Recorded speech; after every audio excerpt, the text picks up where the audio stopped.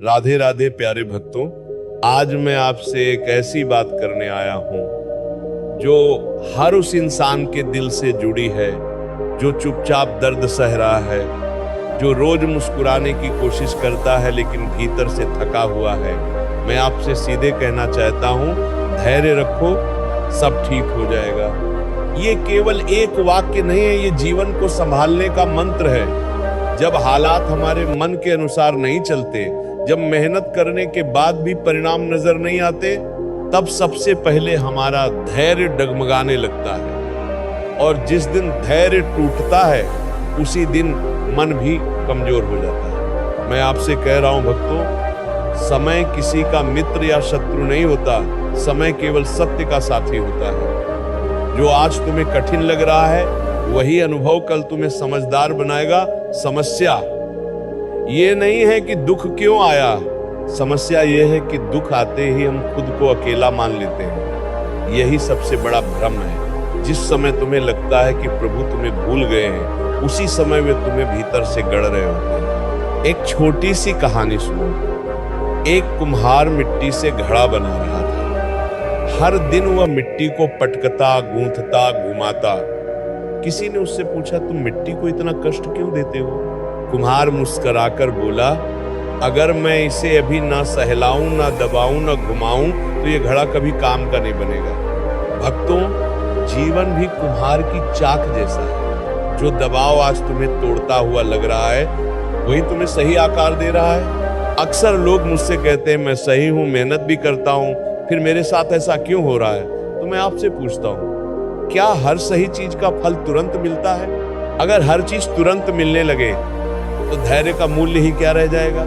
धैर्य हमें सिखाता है कि हर उत्तर तुरंत नहीं मिलता, लेकिन कोई भी प्रतीक्षा व्यर्थ नहीं होती। कई बार उत्तर देरी से इसलिए मिलता है ताकि हम उस उत्तर को संभाल सकें। जीवन में असफलता, धोखा, अपमान और अकेलापन, ये सब ऐसे अध्याय हैं जिन्हें कोई पढ़ना नहीं चाहता। लेकिन मैं आपसे कह रहा हूं, इन्हीं अध्यायों से जीवन की समझ पैदा होती है। जब कोई अपना साथ छोड़ देता है, जब विश्वास टूट जाता है, तब मन कहता है कि अब और सहा नहीं जाएगा। लेकिन वही क्षण सबसे महत्वपूर्ण होता है।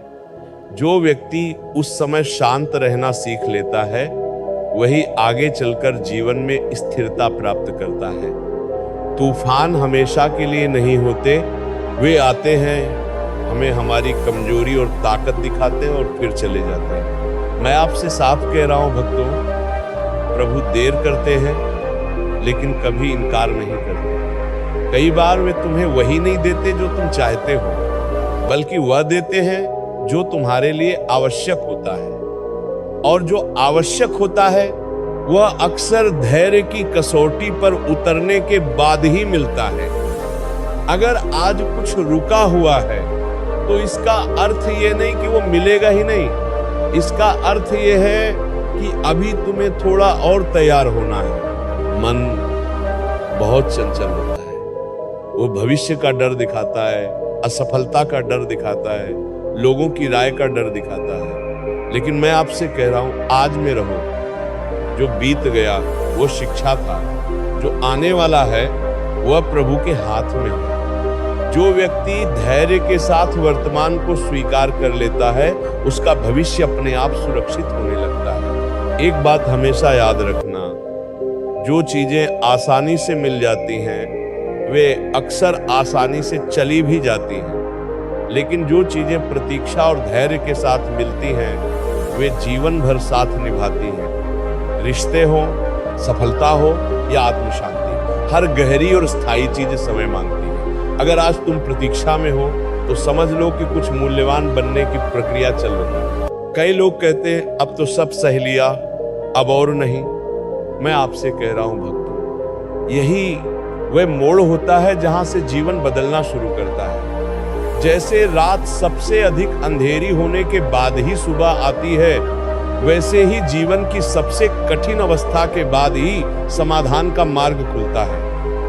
बस एक शर्त है, उस अंतिम क्षण में धैर्य मत छोड़ना। धैर्य का अर्थ ये नहीं कि तुम निष्क्रिय हो जाओ। धैर्य का अर्थ है कर्म करते रहना। लेकिन परिणाम के लिए बेचैन न होना। अपना काम ईमानदारी से करो, मन को साफ रखो और प्रभु पर भरोसा रखो। जब भरोसा मजबूत होता है तो समय भी धीरे धीरे साथ देने लगता है। अगर आज कोई तुम्हें समझ नहीं पा रहा तो भी धैर्य रखो। अगर आज तुम्हारी मेहनत की कद्र नहीं हो रही तो भी धैर्य रखो। अगर आज रास्ता साफ दिखाई नहीं दे रहा तो भी धैर्य रखो, क्योंकि जो आज दिखाई नहीं दे रहा वही कल तुम्हारी पहचान बनेगा। प्रभु कभी भी सच्ची मेहनत को व्यर्थ नहीं जाने देते। जीवन में सब कुछ ठीक होने का अर्थ ये नहीं कि समस्या कभी आएगी ही नहीं। सब ठीक होने का अर्थ ये है कि तुम्हारा मन इतना मजबूत हो जाए कि समस्याएं तुम्हें तोड़ ना सके। और ये मजबूती शिकायत से नहीं, धैर्य से आती है। जो व्यक्ति हर परिस्थिति में धैर्य रखता है वही भीतर से विजयी होता है। अगर आज तुम थके हुए हो तो थोड़ा विश्राम करो। अगर रोना आ रहा है तो रो लो। भावनाओं को दबाना कमजोरी नहीं है, उन्हें समझना समझदारी है। लेकिन ये मत मान लेना कि सब समाप्त हो गया है। जब तक सांस चल रही है तब तक प्रभु की योजना भी चल रही है, और प्रभु की योजना हमेशा तुम्हारे भले के लिए होती है, भले ही वह अभी समझ में ना आए। एक बात और समझ लो भक्तों, धैर्य रखने वाला व्यक्ति हार नहीं मानता, वह समय को अवसर में बदलना जानता है। जो आज सहन कर रहा है वही कल उदाहरण बनता है। जो आज प्रतीक्षा में है वही कल मार्ग दिखाता है। इसलिए अपने मन से ये मत कहो कि अब कुछ नहीं बदलेगा। हर दिन बदलने की एक नई संभावना लेकर आता है। अब अंत में मैं आपसे एक विनम्र निवेदन करता हूँ। अगर आज की ये बात आपके मन को थोड़ा भी सहारा दे पाई हो, अगर आपको लगा हो कि ये संदेश आपके जीवन से जुड़ा है, तो कमेंट में पूरे विश्वास और श्रद्धा के साथ राधे राधे जरूर लिखना। चैनल को सब्सक्राइब करो, बेल आइकन दबाओ और इस संदेश को उन लोगों तक जरूर पहुंचाओ जिन्हें आज धैर्य की सबसे ज्यादा जरूरत है। दोनों को आपको क्या होगा, और अंत में पूरे भाव से लिखना, राधे राधे, जय श्री कृष्ण।